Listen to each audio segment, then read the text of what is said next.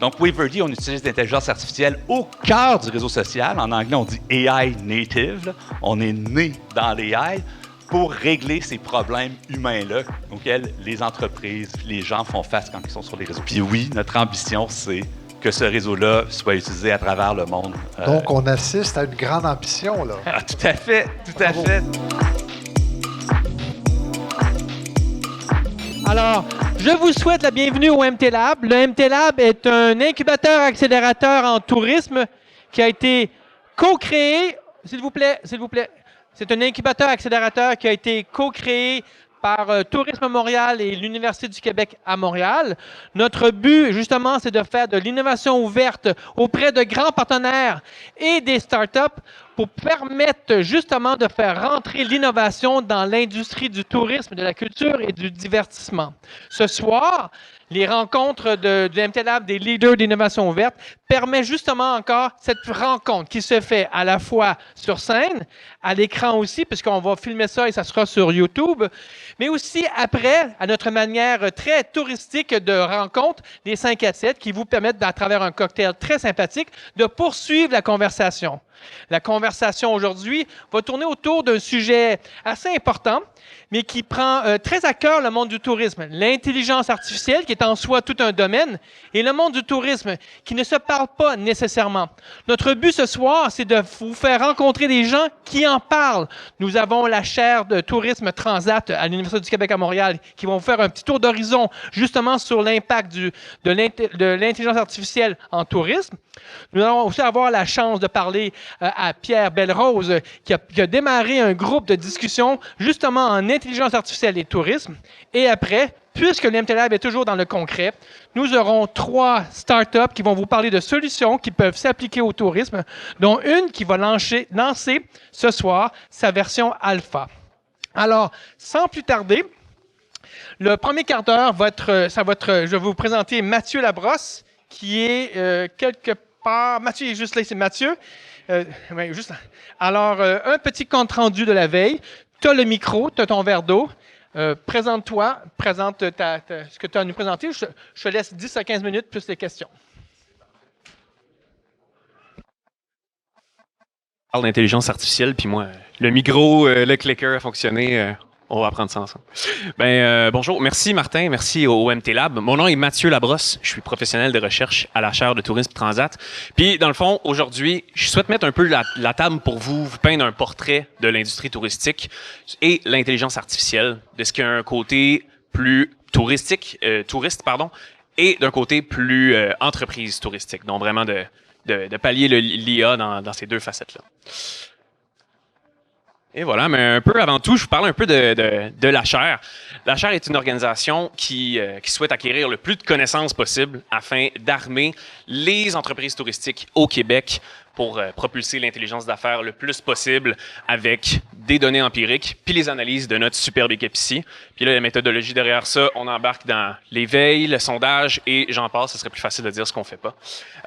Un des sondages qu'on a, c'est avec notre panel La Voix des pros. Donc, c'est un rassemblement d'entreprises touristiques québécoises. Donc, si jamais vous en êtes une aujourd'hui, que ça vous intéresse de vous inscrire, donnez votre avis. Vous allez avoir un code QR à la fin, vous allez pouvoir vous y inscrire. À la chaire aussi, on a créé une cellule pour parler d'intelligence artificielle qui était à la base vraiment pour parler de nos processus à l'interne, voir comment est-ce qu'on peut améliorer tout ça. Et on s'est rapidement rendu compte que cette technologie-là pouvait avoir d'énormes implications pour les entreprises touristiques, le tourisme au Québec, mais vraiment pour la province en entier. Donc, on s'est vraiment lancé dans des discussions philosophiques, dans des discussions qui touchent un peu tout partout, voir qu'est-ce que ça peut impliquer. Et on fait également une veille sur le sujet. Donc, si vous voulez lire quelques-unes de nos analyses, vous allez pouvoir les retrouver sur notre réseau de veille en tourisme. Rapidement, je vais lancer la première facette, si on veut, qui était d'une perspective touriste. Donc, comment est-ce que les touristes peuvent utiliser l'intelligence artificielle dans leur planification? On a fait un sondage en novembre dernier où on a demandé aux voyageurs québécois, est-ce que vous avez utilisé une plateforme d'intelligence artificielle dans le processus de planification touristique? Bien, il y a près de 40%, donc 38% des voyageurs québécois qui l'ont fait au moins une fois en 2023. Et dans une perspective encore plus touristique, il y en a 6% qui l'ont utilisé dans le cadre d'une planification touristique. Donc, moi, j'aime bien cette statistique-là parce que, eh bien, elle est excessivement basse à mon humble avis. J'ai pas besoin de vous convaincre que, à mon avis, cette statistique-là va monter beaucoup, beaucoup. On va pouvoir la suivre tout au long. Et pour qu'elle puisse grandir, il faut qu'il y ait les outils qui viennent avec. Donc, sans plus tarder, je vous présente quelques outils qui existent pour les touristes dans l'utilisation de l'intelligence artificielle. Donc, bien entendu, c'est des grands joueurs qui commencent. On parle pour le premier de Google. Donc, derrière cette fameuse barre de recherche qu'on connaît tous, eh bien, il y a beaucoup, beaucoup d'outils qui se cachent derrière. La première, en fait, pas la première, mais une d'entre elles qui est assez nouvelle, et un outil qui permet d'agir un peu comme un agent de voyage. Donc, on peut demander à la barre de Google de planifier un certain voyage touristique dans une certaine ville. Puis là, moi, quand j'entendais ça, je me disais, eh bien, il me semble que ça le fait déjà. Je peux demander un restaurant à Montréal, ça va m'en proposer quelques-uns. Mais cet outil-là va encore plus loin. Donc, il y a 40 villes nord-américaines pour lesquelles cet outil-là fonctionne pour le moment. Et l'une d'entre elles étant Philadelphie. Donc, je pourrais demander à cette barre de recherche-là de me dire, planifie-moi un voyage à Philadelphie de 3 jours qui serait concentré sur l'histoire. Eh bien, Google, qui a énormément d'informations sur moi et sur nous tous, va pouvoir prendre ma vision du voyage, ce que je souhaite avoir de ce voyage-là, et vraiment prendre toute l'information qu'il y a sur cette ville-là, parce que l'outil vraiment est propulsé par toute l'information qu'il y a sur tous les attraits de cette ville-là. Donc, vous comprendrez, c'est beaucoup, beaucoup d'informations. Et va ensuite pouvoir me faire un itinéraire personnalisé qui va me proposer des moyens de transport, des hébergements, des attraits touristiques qui sont vraiment basés sur qui je suis et qu'est-ce que je veux.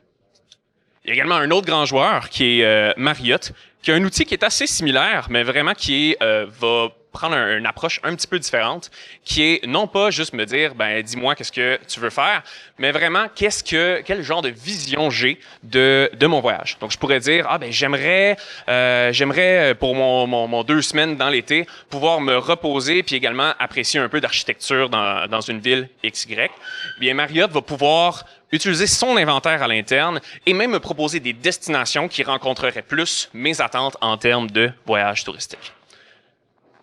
On a 2 outils ici. Un autre outil qui est un peu plus personnalisé est une plateforme qui s'appelle Ask Mona. Ask Mona, ça fait déjà quand même un bon nombre d'années que ça existe, mais ils ont sorti un nouvel outil qui vient se greffer vraiment à des organisations touristiques axées sur la culture. Donc ici, on a un exemple avec le Musée national des beaux-arts de Québec qui utilise Ask Mona. Et dans le fond, la collaboration qui se passe entre ces 2 organisations-là est que le musée donne excessivement beaucoup d'informations sur les différentes œuvres d'art qu'on peut y trouver. Et le visiteur du musée peut scanner l'œuvre d'art et interagir avec l'œuvre d'art comme on pourrait interagir avec ChatGPT. Donc, je pourrais lui demander des questions comme qu'est-ce qui s'est passé dans la vie de l'artiste, qu'est-ce qui s'est passé avec telle œuvre, est-ce qu'elle a été transigée d'un pays à l'autre, et vraiment de se lancer dans toute la curiosité qu'on peut avoir lorsqu'on visite un musée. Donc, des fois, la petite plaquette en bas d'une œuvre qui vient pas vraiment faire le tour de tous les questionnements qu'on pourrait avoir, bien, c'est un outil qui peut répondre ça puis rendre l'expérience encore plus engageante. Donc, d'une perspective un peu plus entreprise, donc des processus à l'interne des entreprises touristiques, je vous parlais un peu plus tôt de notre panel La Voix des pros, qui sont des entreprises touristiques québécoises. On leur a demandé à quel point est-ce qu'ils ont intégré l'intelligence artificielle dans leur processus à l'interne. Et il y a 31% qui disent oui, poser des actions concrètes, mais il y a même jusqu'à 43% qui disent carrément ne pas y toucher du tout. Donc, ils n'ont aucun outil qui est propulsé par l'intelligence artificielle à l'interne. On leur a également demandé quelle contribution est-ce que l'intelligence artificielle a eu à l'interne. Et on voit que les deux premières contributions qu'ils ont eues, c'est des solutions qui sont plus orientées vers le traitement de texte, donc une utilisation assez basique, si on veut. Et dans une mesure beaucoup plus moindre, on a tout ce qui est de capacité cognitive, donc l'aide à l'analyse, l'aide à l'idéation. Donc, on voit que même dans son utilisation au Québec, on ne va pas chercher le plein potentiel de ce que l'intelligence artificielle peut nous amener, puis on reste dans quelque chose qui est un peu plus de base, qui pourrait nous aider, par exemple, par antidote. Pour ceux qui n'utilisent pas l'intelligence artificielle, on leur a demandé, eh bien, pour quelles raisons est-ce que vous ne l'utilisez pas? Les deux premiers choix de réponse, par contre, vont un peu main dans la main, qui est le manque de connaissances et le manque de temps, soit pour acquérir la connaissance, former les employés et tout. Ce qu'il faut comprendre du tourisme au Québec, c'est qu'il y a énormément de PME, de petites entreprises qui sont parfois dans les premiers pas de leur transformation numérique. Donc, on peut demander à une entreprise, intégrer l'intelligence artificielle pour améliorer vos processus. Mais des fois, il y en a qui viennent tout juste d'arriver, puis dans les réseaux sociaux, puis je viens tout juste de faire mon site web, puis il est à jour, youpi. Puis là, on leur dit, allez plus loin, allez avec l'intelligence artificielle. Donc, des fois, ça peut être un petit peu difficile. Leur besoin va être un peu plus répondu en les prenant par la main, puis les accompagnant. C'est cool parce qu'on va avoir plusieurs exemples de ça aujourd'hui.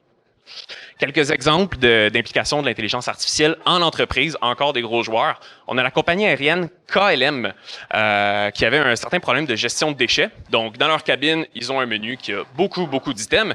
Puis bien, pour répondre à la demande, il faut qu'ils gardent tous ces items-là dans plusieurs exemplaires, ce qui, nécessairement, il n'était pas tout commandé. Ça menait à beaucoup de gestion de déchets. Ils jetaient beaucoup de nourriture. Bien, ils ont utilisé l'intelligence artificielle prédictive, cette fois-ci, pour prendre une énorme quantité de variables, puis essayer d'estimer la demande avec un peu plus de précision, de voir qu'est-ce qui va être commandé puis dans quelle mesure. Bien, en faisant l'intégration de cet outil-là, ils ont pu sauver jusqu'à 63% des déchets qui ont été générés. Pour vous donner une idée, sur une année pour KLM, c'est environ 100 000 kilos de nourriture qui a été sauvée de la poubelle finalement. Donc, dans une perspective durable, on voit que l'intelligence artificielle peut avoir aussi beaucoup de contributions. Pour un autre exemple d'implication pour les entreprises, je pense qu'il y en a beaucoup qui l'ont peut-être déjà utilisé, c'est dans les communications marketing ou alors le marketing de contenu. On a un exemple ici de l'Observatoire Savoie-Mont-Blanc qui ont généré plusieurs images dans leur campagne promotionnelle, dans leurs publications sur les réseaux sociaux. Puis ce qui est cool que eux ils font, je trouve, c'est de carrément le mentionner parce que vous regardez ça, vous dites bien entendu, c'est l'intelligence artificielle qui a généré ça. Cette image n'existe pas dans la vraie vie. Et donc ils l'ont mentionné avec quel outil ça a été fait et avec quel prompt ça a été fait. Mais vraiment, ce qu'il faut garder en tête, c'est que dans la génération de contenu, c'est un peu de notre imaginaire de voir de quelle manière est-ce qu'on peut l'utiliser. Donc, de s'amuser un peu avec les plateformes qui existent peut parfois mener à certaines solutions de « Ah oui, c'est vrai, je peux faire ça ». Ça fait pas mal le tour pour moi. Je vous remercie beaucoup de votre attention. Si vous avez des questions, je suis là. Merci Mathieu. Ah, une question. Oui. Merci, ma voix porte. Je n'ai pas besoin de merci, c'était très éclairant. Je voudrais juste une précision. Oui. Quand on parle de l'IA ici, est-ce que vous avez une définition quand vous sollicitez les gens? Parce que vous savez, il y a des gens qui pensent que l'intelligence artificielle, c'est justement anecdote, un antidote, ce qui est plus ou moins vrai. Mais je voulais juste, peut-être pour mieux comprendre votre présentation, quel est le critère minimal pour dire j'utilise l'IA ou j'utilise pas l'IA? Ça dépend de l'étude qu'on faisait. Par exemple, auprès des voyageurs québécois, on mentionnait vraiment une plateforme d'intelligence artificielle générative. Puis on donnait des exemples tels que ChatGPT. Donc vraiment, on était vraiment axé là-dessus parce qu'il y avait beaucoup d'engouement autour de ce genre de plateforme-là. Puis c'est ce que les gens, monsieur, madame, tout le monde, connaissent un peu plus. On dit ChatGPT, on sait de quoi on parle. Donc c'était plus par là. Puis pour les entreprises touristiques, on était vraiment de façon générale, mais vraiment on cherchait à savoir les outils qui avaient été utilisés à l'interne. Donc on n'était pas juste la manière générale de l'intelligence artificielle, mais si vraiment il y avait utilisé un outil qui était, lui, propulsé par l'intelligence artificielle. Bien répondu. Une autre question? Sinon, moi, j'en aurais peut-être une. Est-ce que, vous étudiez surtout le tourisme, la culture, le divertissement, le tourisme en particulier. Est-ce que ces chiffres-là de pénétration de l'intelligence artificielle dans l'industrie est différent, plus en retard ou en avance ou égal aux autres industries? Peut-être que vous n'avez pas la réponse, mais est-ce que vous semblez percevoir que c'est un retard ou on se situe bien? D'un côté touriste, j'avoue pas avoir la réponse, à voir sur un étalonnage, voir si on est en avant ou en arrière côté consommateur.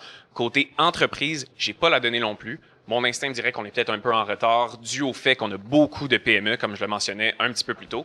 Mais sinon, oui, ça fait pas mal de Donc, tour. une intuition un petit peu de retard. C'est une intuition, mais encore une fois, c'est pas la science. Pas la science. C'est pas la science exacte, on l'a pas sondé, donc ne me citez pas là-dessus. D'autres questions? Sinon, vous pourrez continuer la discussion avec Mathieu. Merci beaucoup, Mathieu Labrosse de la chaire Tourisme Transat. Merci beaucoup. Si je me rappelle bien, c'était une des tendances au gueuleton touristique cet hiver, l'intelligence artificielle. Ça fait longtemps que ça existe, mais je pense que vous l'avez identifié comme étant une force montante. Puisque c'est une force montante, je pense que c'est le temps d'en discuter, de travailler là-dessus. Je vais inviter à monter sur scène Pierre Belrose.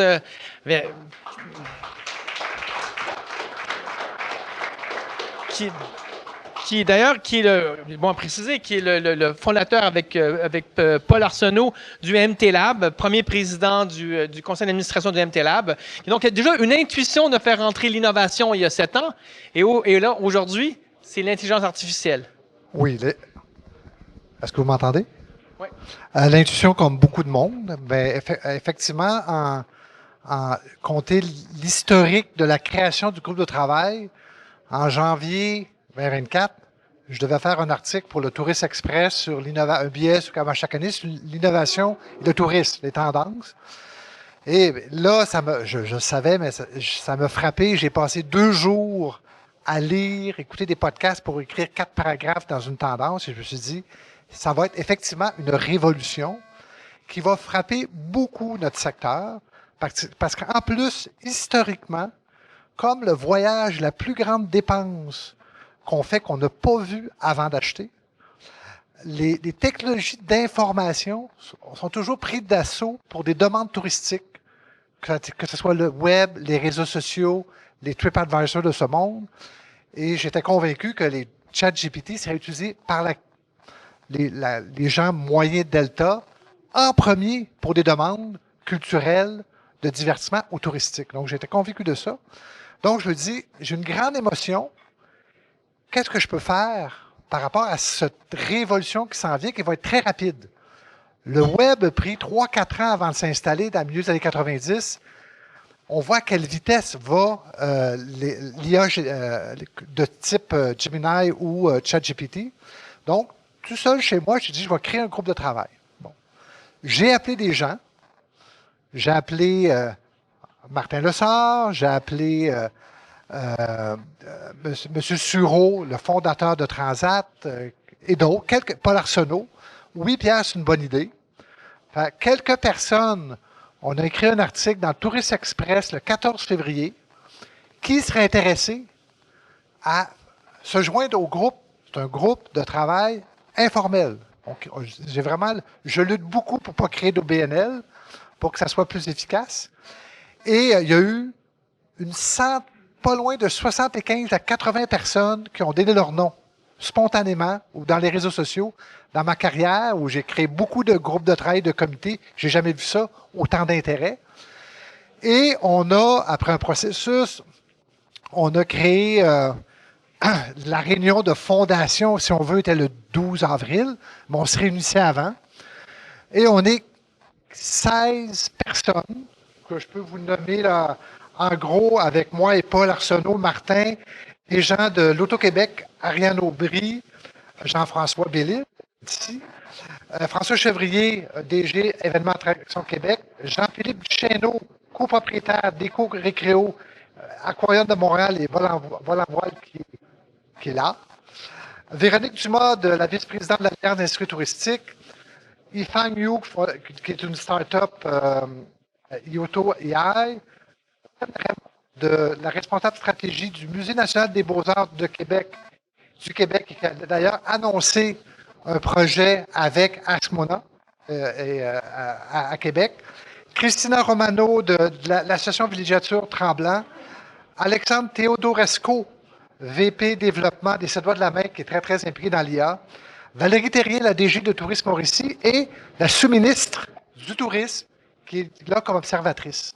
Donc, on a réussi à fédérer beaucoup de gens spontanément, informellement, bénévoles, sous l'égide un peu du MT Lab, pour dire qu'est-ce qu'on peut faire, l'objectif, comment on peut changer la culture de l'industrie touristique, culture et divertissement, mais c'est touristique, en intégrant de façon la plus fluide et efficace l'IA là-dedans, en pensant que ça va être une grande révolution.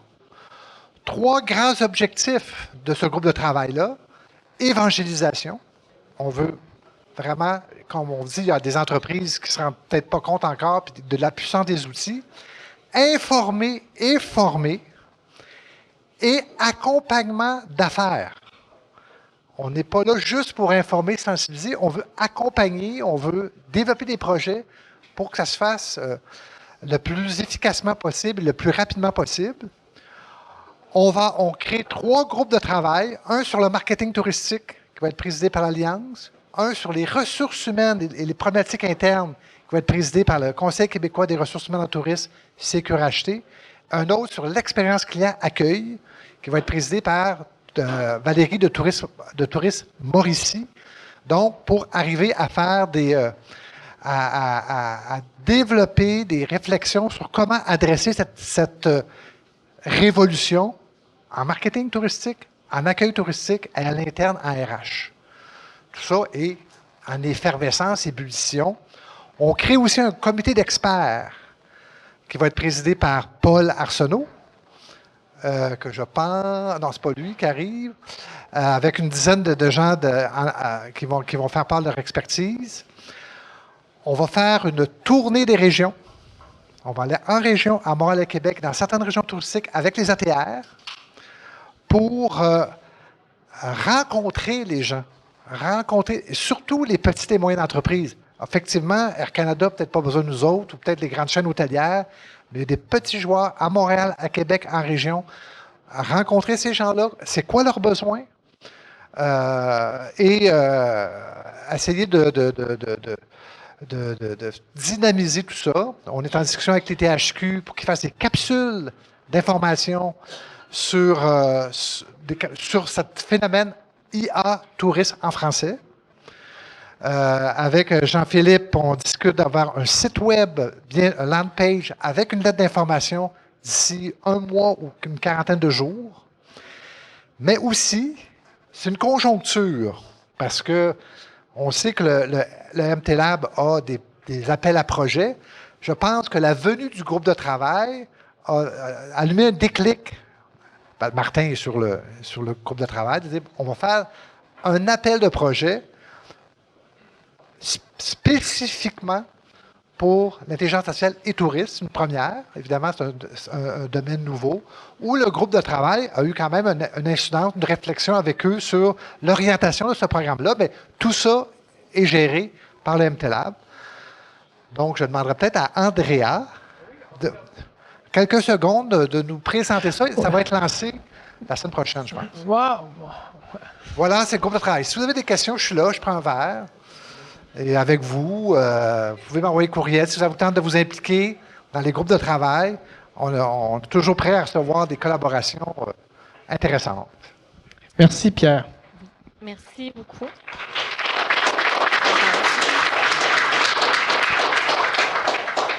Allô, tout le monde. En fait, aujourd'hui, je fais on va appeler ça un soft launch parce que c'est pas encore lancé officiellement.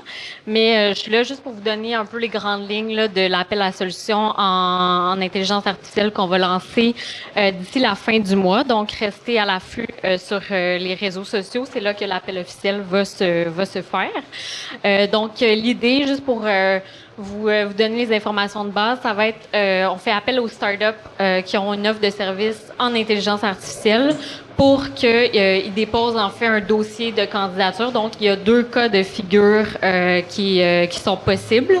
Une startup qui a déjà un projet, par exemple, avec un client de l'industrie touristique qui va pouvoir déposer ce projet et possiblement obtenir un financement. Donc, si on peut changer les slides, mesdames.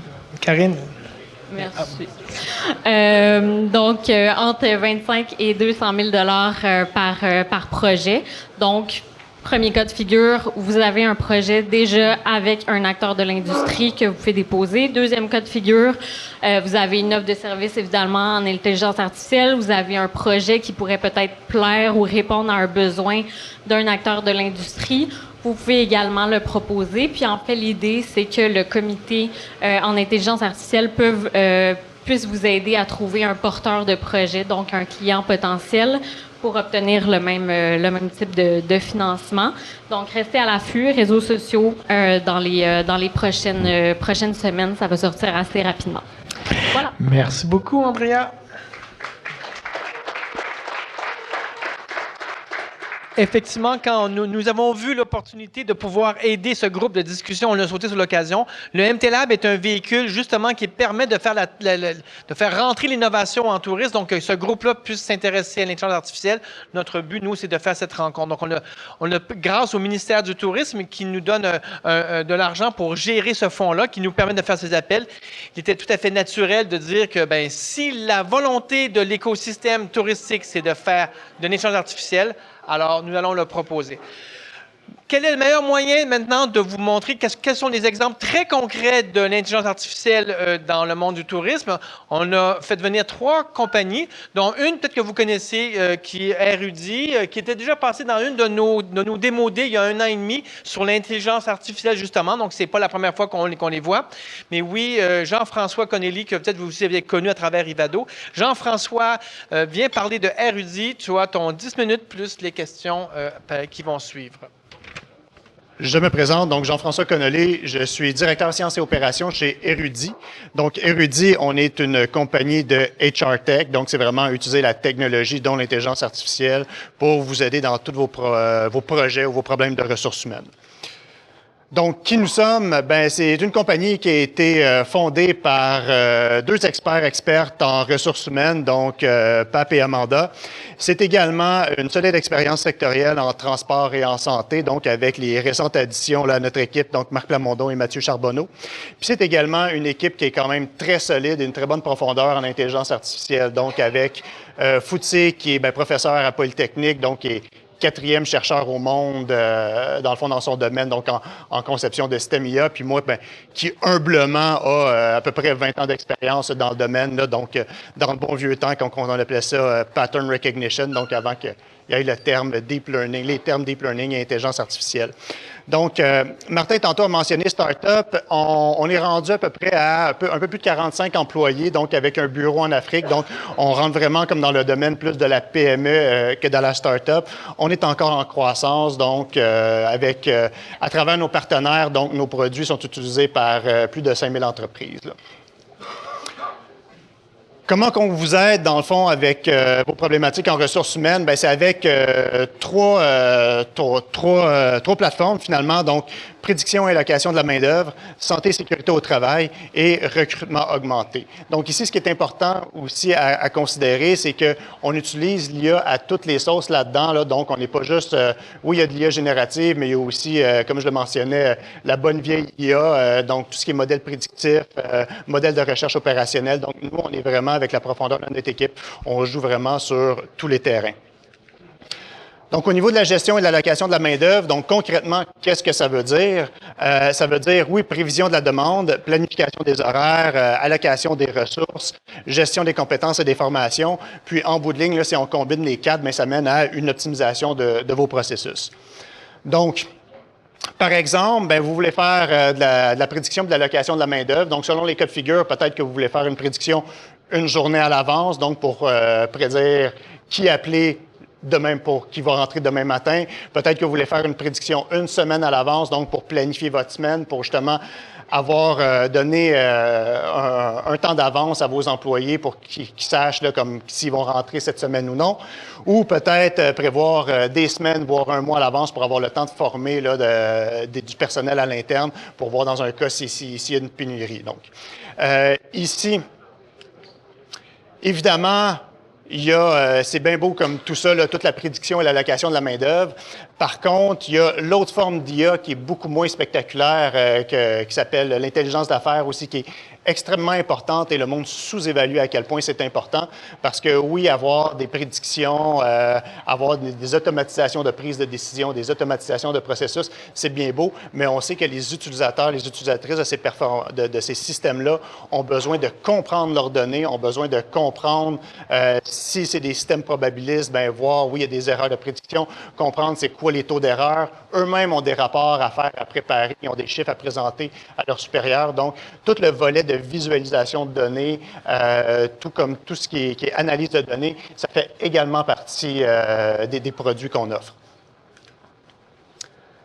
Au niveau des résultats attendus, donc ça c'est, on a un projet en cours avec l'Association des employés maritimes, donc qui est très près du port de Montréal. Donc on parle un peu par expérience de ce qu'on a observé avec eux autres. Donc on parle de 3 fois plus d'efficacité dans la planification des effectifs, des économies estimées donc 20 à 30 des coûts de main d'œuvre. Ici, on ne parle pas évidemment 20 à 30 du monde qui se sont fait renvoyer. On n'est pas là-dedans. C'est plus 20 à 30 peut-être du temps supplémentaire qui a été évité parce qu'il y a eu une meilleure planification ou encore on a été capable de prédire une certaine surattribution en prévision qu'il y a du monde qui allait partir en vacances à la dernière minute ou qui allait être malade finalement. Donc, c'est vraiment, quand on parle d'économie estimée, on est vraiment dans ces eaux-là, sur ce terrain de jeu-là. 90 de précision sur le déploiement de la main-d'œuvre, puis aussi, comme je l'ai mentionné, un meilleur équilibre entre vie professionnelle et vie privée. Donc, être capable de dire à l'avance à vos employés, oui, tu vas rentrer la semaine prochaine ou non. Comme ça, ces personnes-là, ils peuvent gérer leur horaire personnel finalement. L'autre volet, donc, gestion de la santé et sécurité au travail. Ici, le nom, dans le fond, comme le mot-clé ici, c'est vraiment la prévention. Donc, c'est comment travailler en amont, finalement, puis pour prévenir les accidents et préparer des plans d'action. Donc, on parle prévision des risques, assistance à la prise de décision, encore une fois, analyse des données, encore une fois, et finalement, formation et sensibilisation. Donc, au niveau de la plateforme, donc, on parle de, oui, il y a un accident, quelque chose est arrivé, donc il faut faire une enquête. Donc, comment faciliter cette enquête-là, comment offrir un chatbot, justement, un assistant, une assistante virtuelle qui va permettre de faire cette enquête-là le plus rapidement possible. Et ceux qui travaillent dans le domaine, qui ont à faire des dossiers, présenter des dossiers de SST, ils savent que s'il y a une mauvaise décision qui est prise ou il y a un coin rond qui est tourné quelque part, bien, au final, ça peut vous coûter très, très cher en termes d'entreprise. Donc, une fois que le rapport d'analyse est fait, bien là, à ce moment-ci, on peut vous proposer certains plans d'action, parmi comme toutes les actions possibles. Évidemment, chaque compagnie est unique, donc nous là-dedans, puis c'est pareil dans tous les produits, on s'assoit avec vous, on comprend vos problèmes, on comprend votre réalité opérationnelle et on s'adapte finalement à ce que vous avez véritablement besoin. Encore une fois, le volet BI, donc le volet intelligence d'affaires, donc comprendre vos données, c'est fondamental. Et puis, en bout de ligne, ça vous permet de faire le suivi, de dire, OK, est-ce que les plans d'action ont été efficaces? Est-ce qu'on a plus ou moins d'accidents comparé à l'année précédente? Est-ce que les actions ont véritablement permis de donner des résultats? Avec ça, donc, il y a aussi toujours via cette plateforme-là une possibilité de formation, donc justement formation en lien avec la SST via la réalité virtuelle. Donc, nous, on fait ça via un partenaire, mais c'est toujours possible là, avec notre plateforme. Au final, on parle d'optimisation du processus complet de tout ce qui est santé, sécurité, travail, puis au final aussi réduction des accidents par une prévention. Encore une fois, le nom ici, le mot-clé, c'est vraiment prévention. Et finalement, l'IA qui augmente votre recrutement. Donc, ici, c'est plateforme de recrutement. Je dirais c'est vraiment standard, là, sans diminuer le mérite de notre plateforme, là, mais c'est vraiment les fonctionnalités standards, tri, candidature, filtrage de CV, recommandations, planification des entrevues, puis augmentation de la productivité et de l'interaction humaine. Donc, on parle vraiment comme ce volet-là ici où il y a l'intelligence générative. Donc, oui, filtrage de CV. Évidemment, le défi ici, c'est de faire ça de façon non biaisée. Donc, on veut vraiment que vous avez un poste que vous voulez combler. De l'autre côté, il y a des candidatures avec des ensembles de compétences. Donc, c'est quoi le bon ensemble de compétences qui va correspondre au poste que vous voulez combler. Par-dessus ça, il y a toutes les fonctionnalités, justement, comme d'analyse, les prises de rendez-vous. Donc, via la plateforme aussi, là, il y a toutes les rencontres virtuelles avec les fonctionnalités de transcription et de résumé automatique, et sortir les mots-clés, les éléments clés, dans le fond, de la discussion. Puis, là où on se démarque vraiment de la compétition, c'est que la compétition, ça fonctionne bien en anglais, mais lorsque vient le temps de fonctionner en français avec l'accent québécois, souvent que c'est là que ça se plante. Alors que nous, avec notre expérience, avec les données auxquelles on a eu accès, bien, on performe très bien à ce niveau-là. Donc, au niveau de l'optimisation du processus, ben oui, c'est plus de candidatures qui sont complétées, une optimisation du temps pour combler des postes, puis finalement, ben, une hausse de productivité des recruteurs. Donc, encore une fois, je suis Jean-François Connolly, donc directeur sciences et opérations. Par contre, la vraie personne à qui vous voulez parler, elle se cache quelque part ici. C'est la cofondatrice Amanda. Lève la main, Amanda. Elle est là en arrière, donc VP opérations et cofondatrice d'Érudit, donc et collègue. Et sinon, ben, suivez-nous dans les médias, donc on est présent et il y a souvent des entrevues, des articles qui sortent en lien avec nous. Merci beaucoup, Jean-François.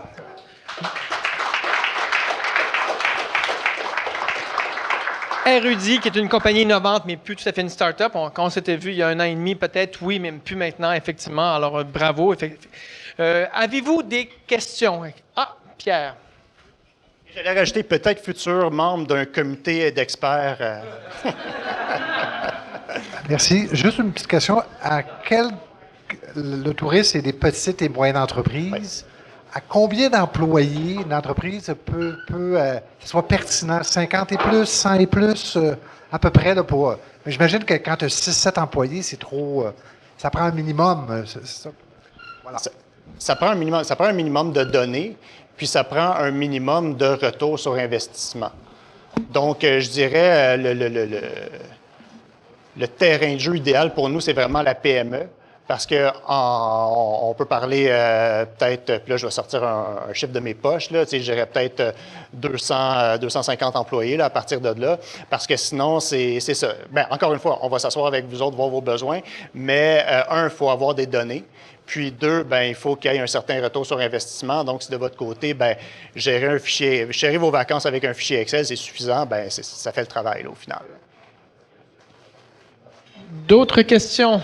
Profiter de Jean-François.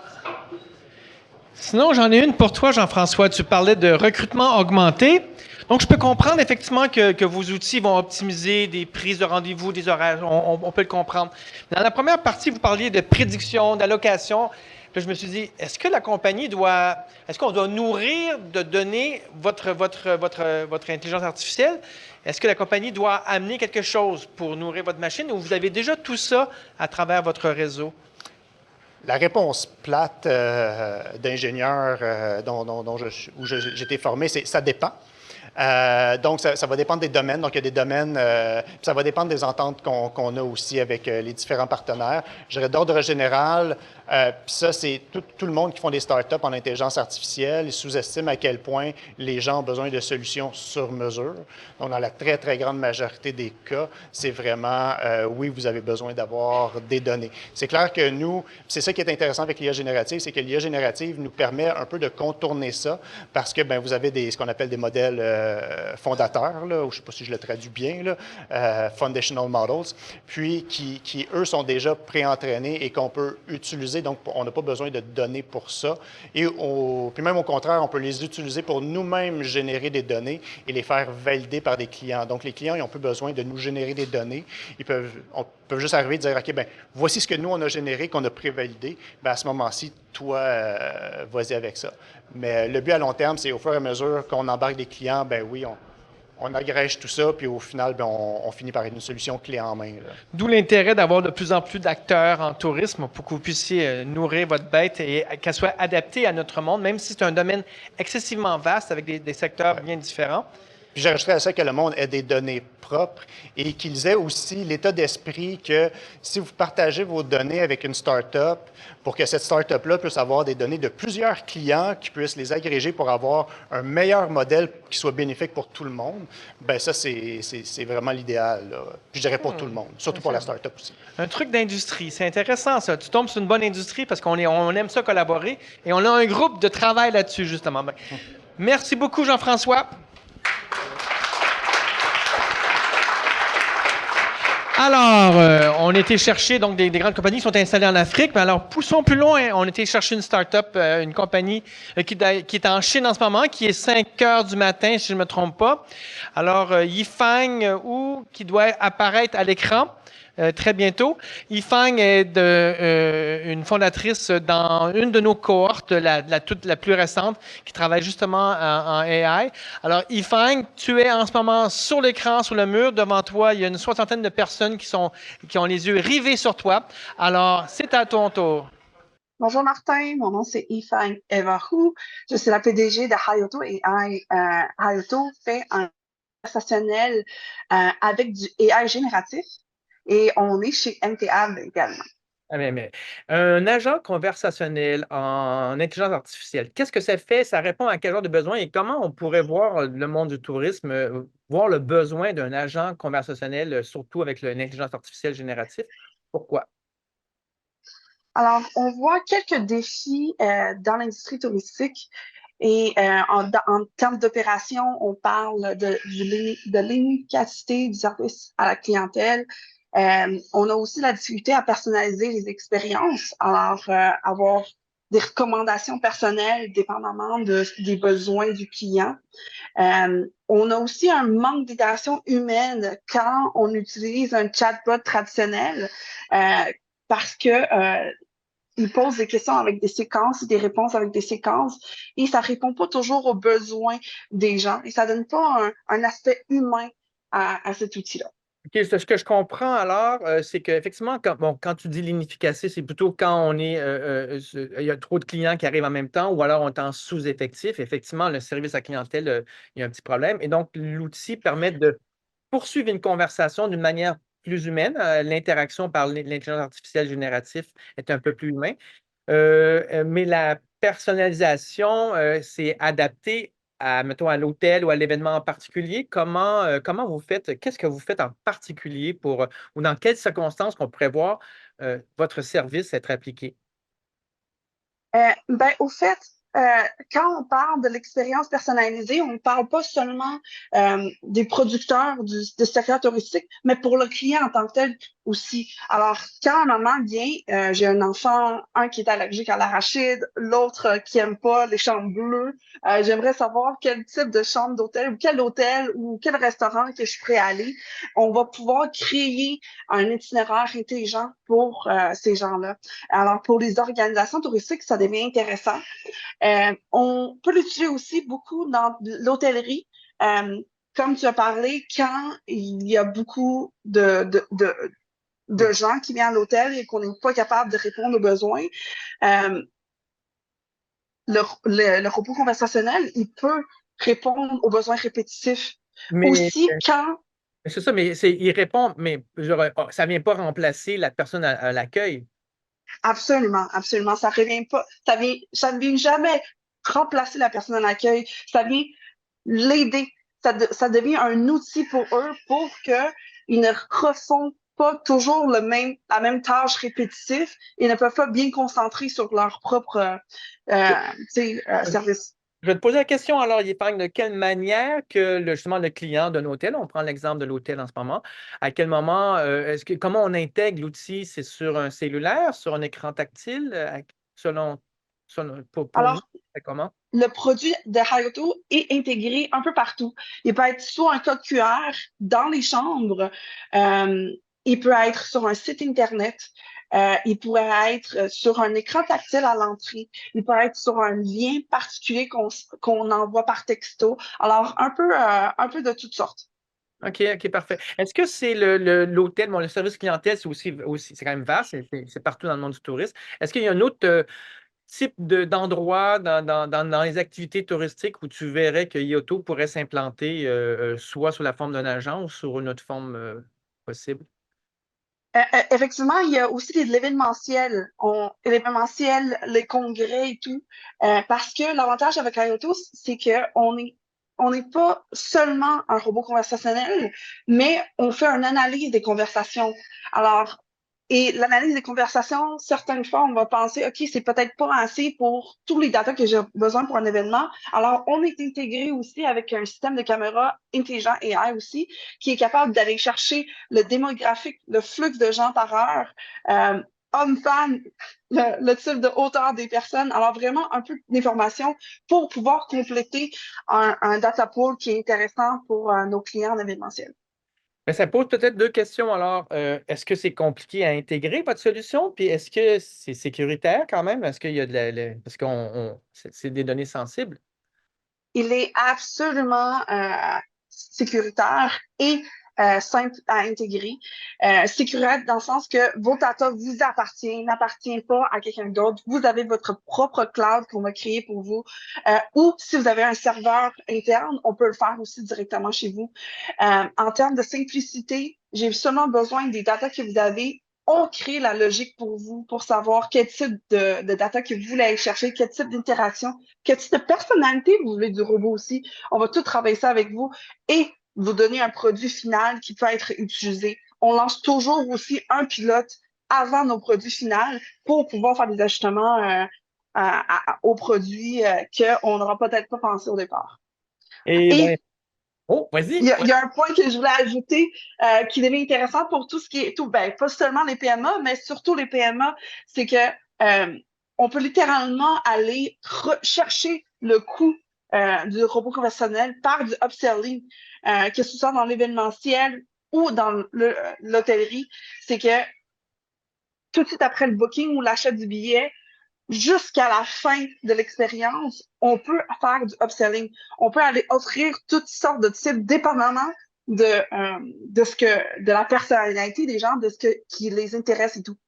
OK, donc je comprends, je vais résumer. Au fond, l'agent conversationnel permet de supplier un manque de personnel ou de combler des fois la surcharge, par exemple, en répondant à des questions dans un hôtel. C'est aussi quelqu'un qui serait, ou quelqu'un où on fait une interprétation, une analyse d'un flux de gens dans un événement pour analyser et peut-être voir à qui on fait affaire lors d'un événement. Donc, c'est quand même du temps humain qu'on peut mettre ailleurs et donc la caméra est branchée permet de voir ça.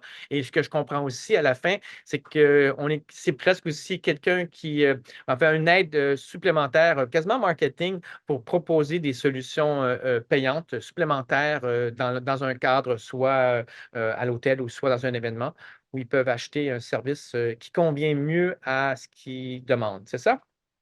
Absolument. Martin, tu le fais mieux que moi.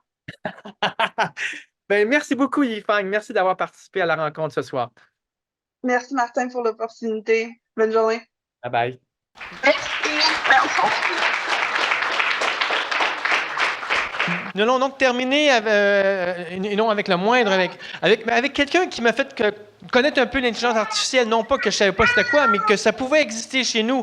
Puis, d'ailleurs, quand tu voulais démarrer Element AI, et pendant un certain temps, MTLab était très fier de pouvoir dire qu'on avait le même taux de croissance que Element AI. Nous, on passait de 1 à 2, donc on montait de 100 %. En même temps, eux aussi, de 300 à 600. Donc, on a pu se suivre un certain temps. Bien, Philippe, maintenant, a démarré depuis Waverly. Et donc, il va lancer sa version alpha aujourd'hui. Donc, je te laisse tout le plancher juste pour toi. OK, parfait. Merci beaucoup, Martin. Merci. C'était un plaisir d'être ici.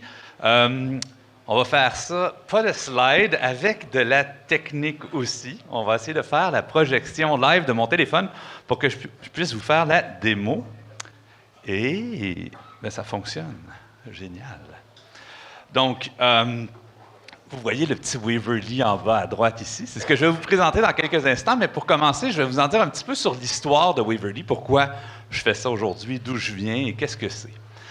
Donc, mon background, je suis en intelligence artificielle depuis très longtemps. J'ai fait mon doctorat là-dedans. On n'appelait pas ça de l'intelligence artificielle à l'époque parce qu'on n'avait pas d'argent quand on appelait ça de l'intelligence artificielle. Il y a eu une époque comme ça, effectivement. Et ensuite, j'ai travaillé chez Google pendant quelques années. J'ai cofondé Element AI, qui a eu une croissance importante ici, éventuellement vendue à ServiceNow. Et depuis 4 ans, je suis cofondateur de Waverly. Waverly, on est un réseau social. D'habitude, quand je dis ça, les gens roulent les yeux, les gens haussent les épaules, j'ai des soupirs. Et ça pourrait en décourager plus d'un de dire « Hey, j'ai une start-up, je fais un réseau social. » Quoi, quelque chose comme Facebook, comme TikTok, Instagram? Au contraire, moi, ça ne me décourage pas du tout. Quand je vois des haussements d'épaules puis des roulements d'yeux, pour moi, ça veut dire qu'il y a un problème avec nos réseaux sociaux existants. C'est ce problème-là qu'on veut régler. Quand on parle aux gens des problèmes, on en entend des vertes, des pas mûres. Mes kids sont accros à TikTok. Moi, je suis accro à TikTok ou à Facebook. Asking for someone else. On n'arrête pas de se chicaner sur les réseaux sociaux. Je trouve que ma marque à moi, quand je parle à des entreprises, ma marque n'est pas très bien représentée par Twitter. Je ne me retrouve pas nécessairement dans ce que Elon Musk va faire. Donc, il y a un panoplie de problèmes qui sont liés aux réseaux sociaux actuels. Okay? Et nous, quand on regarde ça, on pourrait se dire, bon, ben, c'est parce que les réseaux sociaux ont fait leur temps, on va passer à d'autres choses. Mais quand on y pense pour vrai, on a besoin de connexion entre humains. On aime ça, des humains, connecter avec d'autres humains, échanger, trouver des gens avec qui avoir des conversations sur ce qui nous passionne, trouver des nouvelles activités à faire. Hein? Je parle à du monde en tourisme ici, ça peut vous intéresser. Mais on aime ça découvrir, on aime ça explorer, on aime ça connecter. Et donc, il y a vraiment une place, je pense, pour que la technologie puisse nous aider à faire ces choses-là. La constante dans ce que je vous dis depuis le début, c'est humain. Humain, humain, humain. Puis on est ici pour parler d'intelligence artificielle, c'est un peu étrange. Mais notre croyance fondamentale à nous, c'est qu'on peut mettre l'intelligence artificielle au service véritablement d'augmenter les connexions humaines, de rendre nos connexions, nos conversations plus proches de nos valeurs, de se rapprocher, de permettre aux gens de se rapprocher les uns avec les autres. Alors, c'est ça le but de Waverly, c'est de faire une plateforme, un réseau social qui va utiliser l'intelligence artificielle pour rendre les réseaux sociaux plus humains, plus proches de nos valeurs. Et on le fait en s'intéressant tout d'abord aux communautés, aux entreprises, aux groupes qui veulent être présents sur des réseaux sociaux, qui veulent activer leur communauté, leurs fans, les gens qui aiment leurs trucs, mais qui veulent le faire dans un espace qui reflète leurs valeurs, qui répond à certains des problèmes qu'ils vont rencontrer sur des réseaux sociaux existants. C'est quoi ces problèmes-là? Ça dépend. Si vous êtes un petit groupe, si vous avez des petites communautés, un des principaux problèmes, c'est la découvrabilité puis l'engagement. C'est-à-dire que vous allez avoir des gens qui sont fans, mais ils ne vont pas venir si souvent que ça, ils ne vont pas interagir, ils ne vont pas poster, ils ne vont pas échanger les uns avec les autres, vous n'allez pas avoir autant de connexions que vous voulez. Ça, c'est vrai pour les petits puis les moyennes communautés. Et pour les communautés de moyenne à grande, un des problèmes, ça devient la modération. C'est-à-dire que plus vous avez de gens, plus il y a de trolls, plus il y a de monde qui pose des questions, plus il y a des gens qui vont faire dérailler vos conversations, puis ça va s'éloigner des valeurs que vous voulez véhiculer avec votre entreprise, avec votre groupe. Donc, Waverly, on utilise l'intelligence artificielle au cœur du réseau social. En anglais, on dit AI native. Là. On est né dans l'AI pour régler ces problèmes humains-là auxquels les entreprises, les gens font face quand ils sont sur les réseaux. Mais bon, assez de discussion. On va vous montrer de quoi ça a l'air. Okay? C'est la première fois que je le fais en public. Fait que là, c'est le classique Bill Gates. Je vais avoir des écrans bleus, c'est sûr, sûr, sûr. Fait que, on y va, on se lance. Ce que vous allez voir ici, on appelle ça la version alpha ou la version, j'ai beaucoup aimé le soft launch tout à l'heure. Donc, en accès anticipé. Vous pouvez downloader ce que vous allez voir ici. Si vous avez un iPhone, vous allez sur waverly.social/install. Vous avez le code VAG2, c'est disponible pour 50 personnes. Fait que les 50 premiers vont pouvoir l'avoir. Après ça, ben, nos serveurs risquent de crasher. Fait que, on va laisser ça comme ça. Donc, j'essaie de revenir. Ah, voilà. Parfait. Donc, lançons-nous. Je vais vous montrer la petite animation du début. On a travaillé dessus, cute. OK, regardez ça. Wow! Ouh, Waverly. C'est beau. OK. Donc, Waverly, ça ne va pas vous surprendre. C'est une plateforme sociale. On a nos petits tweaks de design. Hein. On veut vraiment que ce soit... notre motto à l'interne, c'est « intention avant l'attention ». Notre but, c'est de ne pas capturer votre attention sans que vous le vouliez. C'est de comprendre votre intention pour vous donner une expérience de réseau social qui reflète vraiment d'abord qui vous êtes, vos intentions, en tant qu'individu ou en tant que communauté.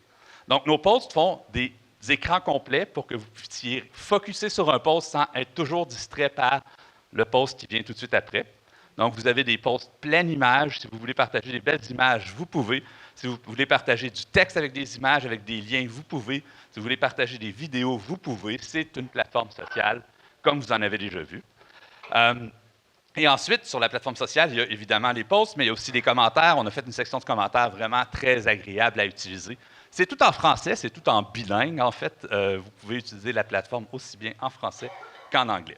Mais jusqu'à maintenant, ce que vous voyez là, c'est un réseau social, c'est rien de nouveau. Vous avez déjà vu ça.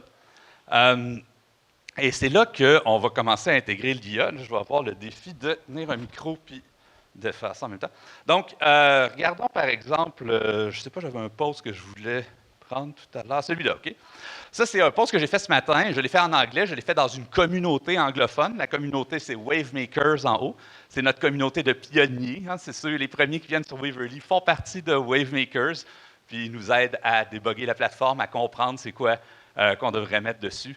Quand on parle de Wave sur Waverly, c'est l'équivalent d'un groupe sur les autres réseaux. On appelle ça des Waves chez nous. Donc, Wavemakers, c'est ceux qui vont faire les premières Waves sur Waverly. Donc, si je vais vous montrer ici. Bouton. OK, parfait. Avec ça, ici, je peux naturellement commencer à utiliser l'intelligence artificielle un peu partout sur la plateforme. Donc, je peux lui demander de traduire le post. Et là, je bascule vers notre chatbot qui est intégré à tous les écrans. Vous pouvez y accéder n'importe où et vous allez y accéder dans le contexte dans lequel vous vous trouvez. Donc, ici, bon, blablabla, c'est une traduction du post. Et là, ce qui est intéressant, c'est qu'on est dans une expérience de chatbot dans le contexte. Donc, je pourrais demander au chatbot, peux-tu me donner des idées? Si je suis capable, peux-tu me donner... On va faire des fautes parce que c'est un chatbot puis il va comprendre, peut-être.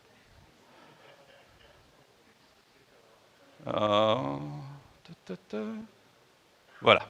Peux-tu me donner des idées? On va voir. Donc, c'est un post qui pose une question aux utilisateurs, puis là, on a Waverly qui réfléchit à des idées de réponse. Il y a plein d'idées de réponse, puis là, on pourrait dire la 4 est bonne. Ah, c'est un peu dur.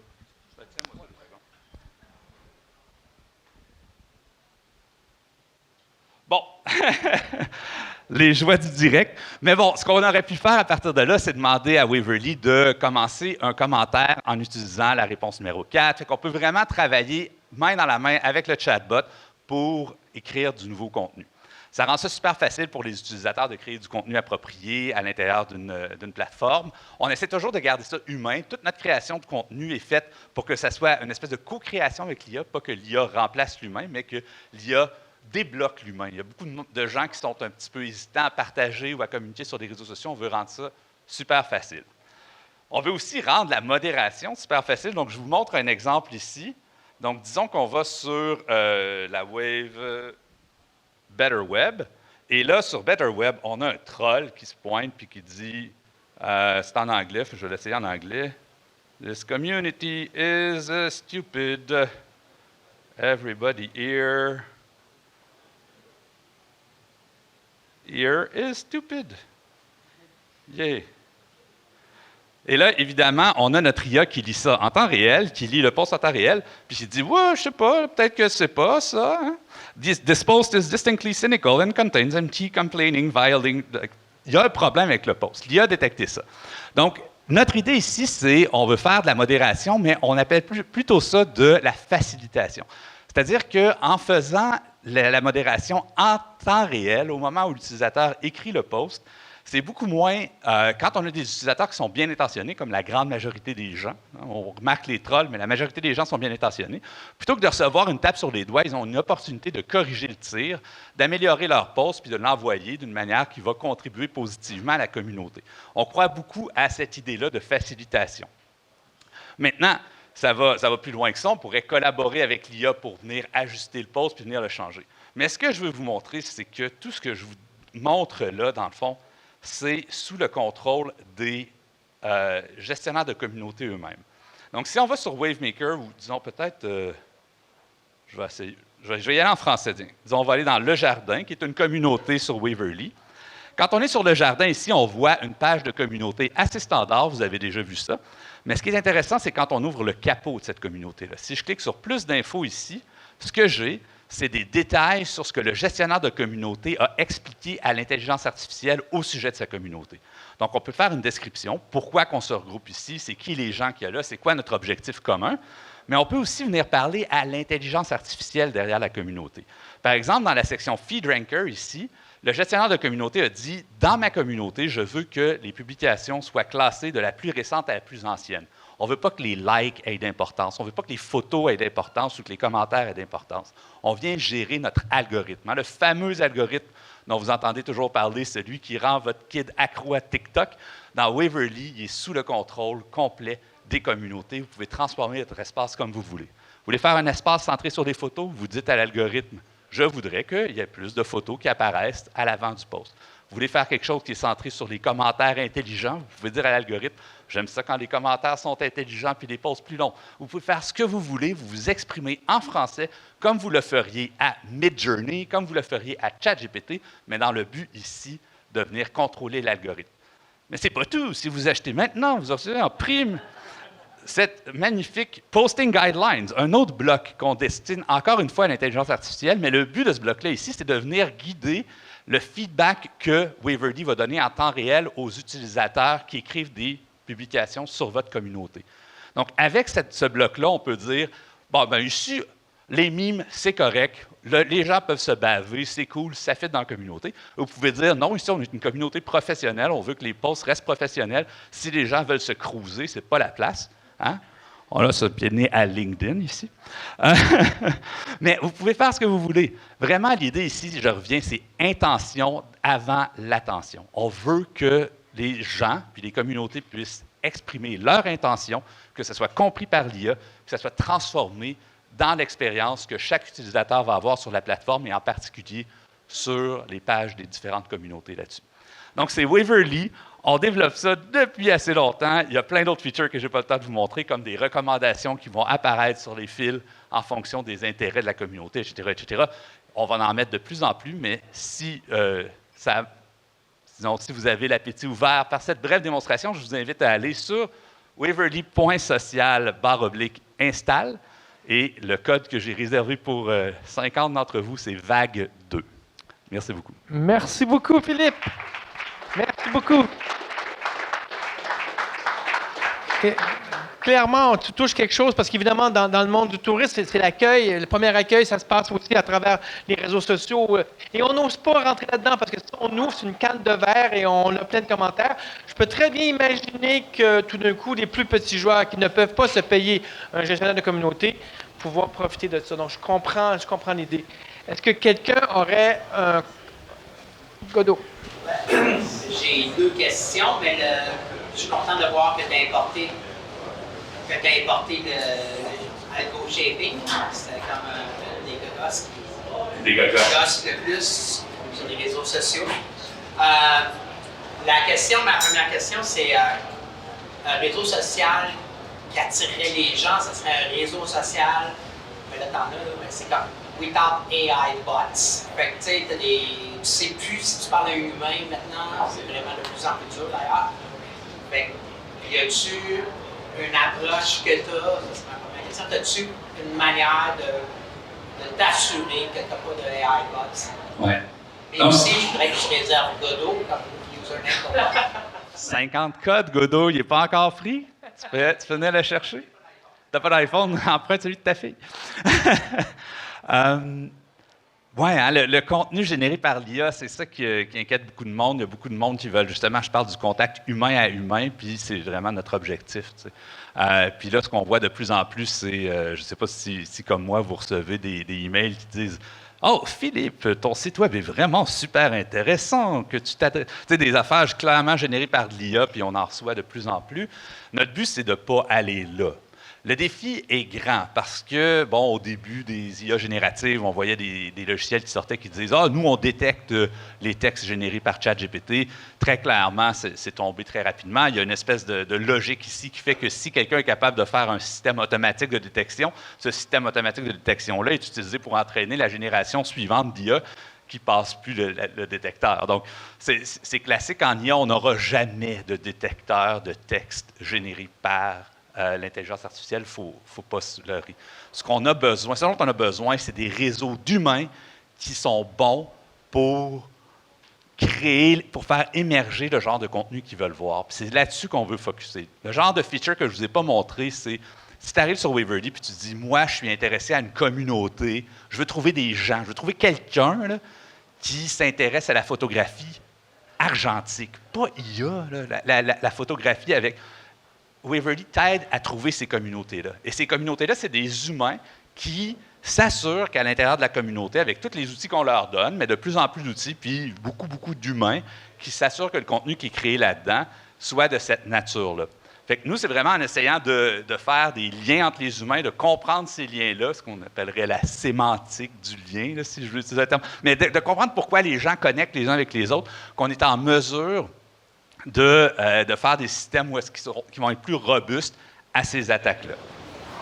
Ma question, c'est si tu attires des grosses communautés, des gens genre sur Facebook, des gens de même, tu as tellement de faux profils de gens qui ont l'air vrais. Puis, je veux dire, quand tu dis que tu as l'air vrai, maintenant, tu peux parler à quelqu'un live sur Zoom, puis c'est pas quelqu'un, c'est un AI. C'est vraiment difficile. Fait que as-tu un mécanisme que vous avez songé, une approche pour les filtrer, pour les empêcher de rentrer? Parce que c'est une communauté de photographie argentique, il y a 1000 personnes, tu as des bots qui vont arriver, puis qui vont aller poster de la bullshit pour aller chercher du contenu.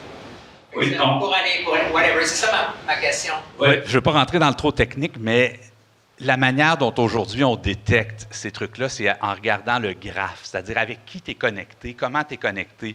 Les faux comptes sont généralement moins bien connectés. Les systèmes actuels ne sont pas très, très bons pour permettre aux utilisateurs ou aux groupes d'avoir de la visibilité là-dessus. Notre but, c'est de leur en donner plus pour que dans ton groupe de photos argentiques, tu puisses dire, moi, quelqu'un qui arrive et qui est juste connecté à d'autres robots, qui est complètement hors de notre réseau, on veut le savoir, on veut pouvoir réagir à ça, on veut qu'il soit modéré plus directement. Fait que notre but, c'est de donner ces outils-là de modération puis de contrôle qui, en ce moment, existent, mais sont la chasse gardée des modérateurs de ces grosses plateformes-là, de les offrir aux communautés puis aux gens pour que, collectivement, on puisse se dire, hey, on a les bons outils pour se prémunir du genre d'attaque dont tu parles.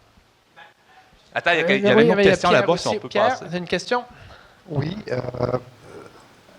Les réseaux sociaux, actuellement, là, il y a beaucoup de grands réseaux mondialisés.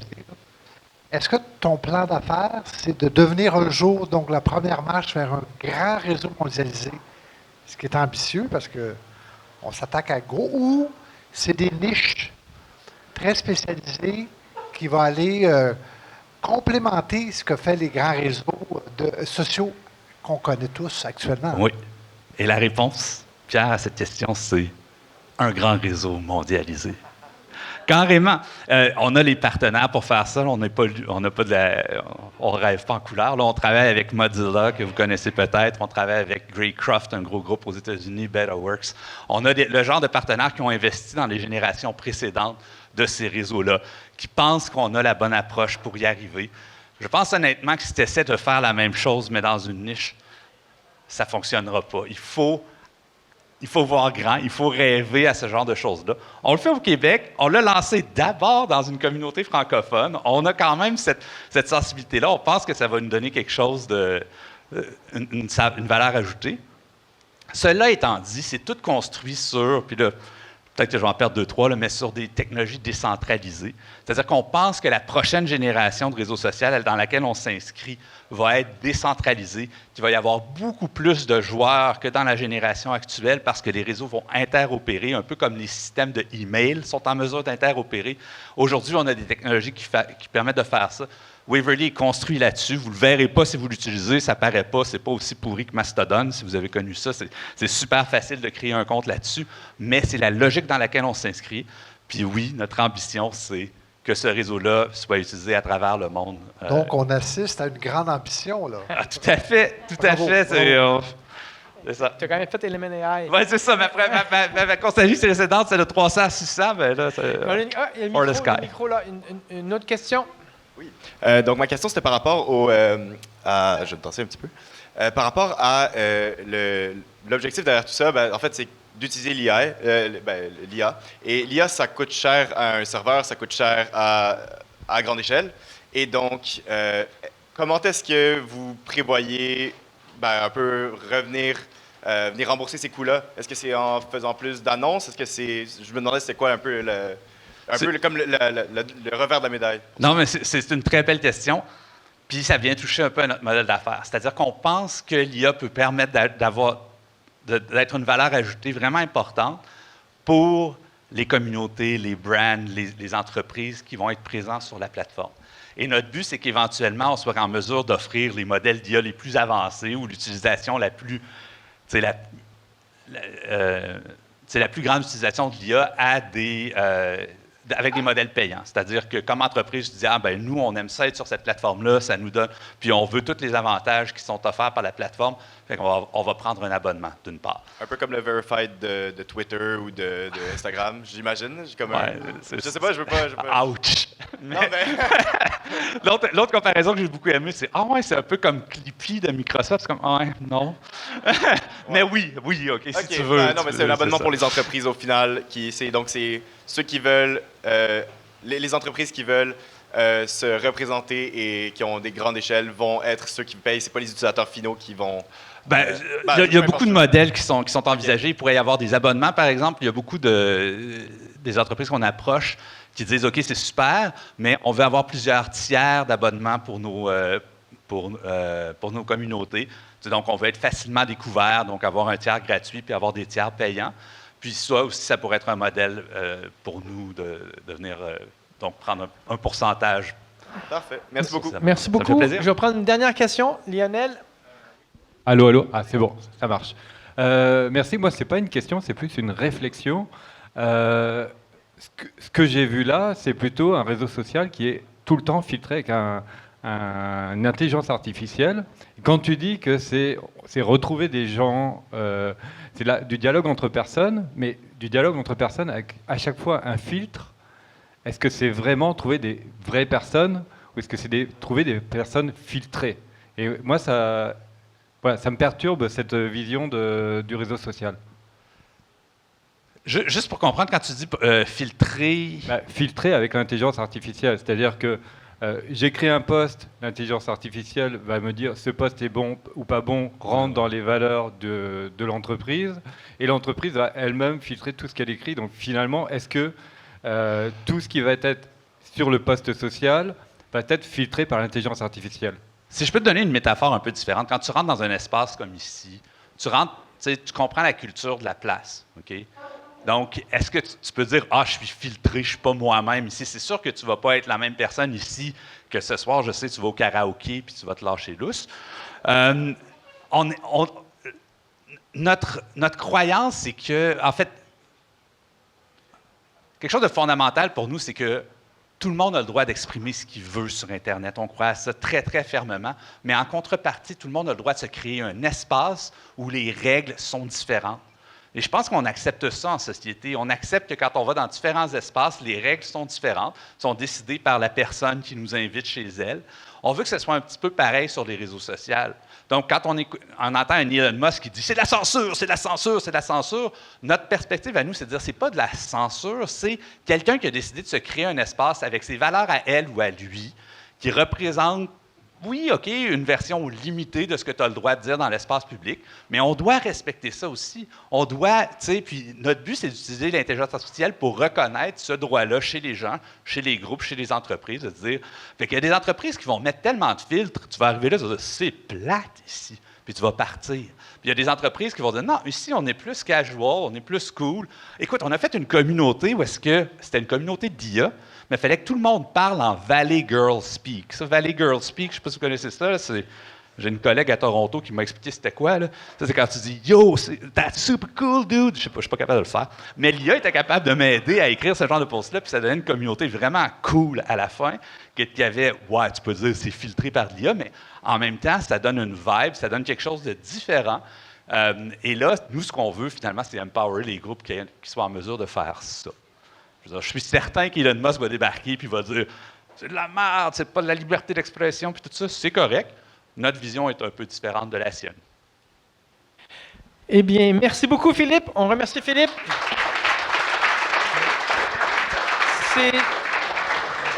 Je vais reprendre le mot de retrouver l'humain. Donc, si vous voulez retrouver l'humain, Philippe, pour parler de réseaux sociaux, l'avenir des réseaux sociaux, Philippe, il est ici. Vous avez toute la soirée pour parler avec lui.